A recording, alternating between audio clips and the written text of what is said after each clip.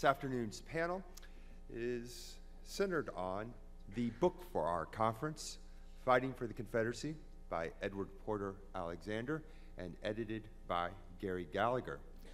Many of you, I hope, are familiar with this book if you've done your homework.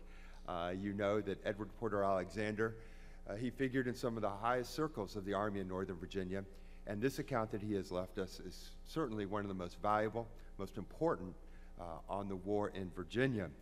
Alexander, interestingly enough, wrote this account when he was in Nicaragua in the 1890s.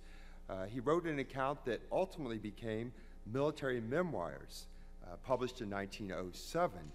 Military Memoirs, though, was really kind of misleading because Military Memoirs wasn't really a memoir at all. Alexander got a lot of altitude on the war in this book.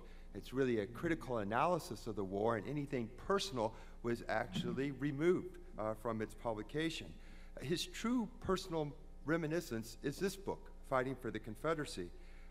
It was a 1,200-page manuscript, and what's truly amazing is that it lay virtually unknown for 8 decades. Most of that time spent in an archives, the Southern Historical Collection at the University of North Carolina. It wasn't until the 1970s that historian Mari Klein was able to discern that there were actually 2 manuscripts, Military Memoirs and Fighting for the Confederacy.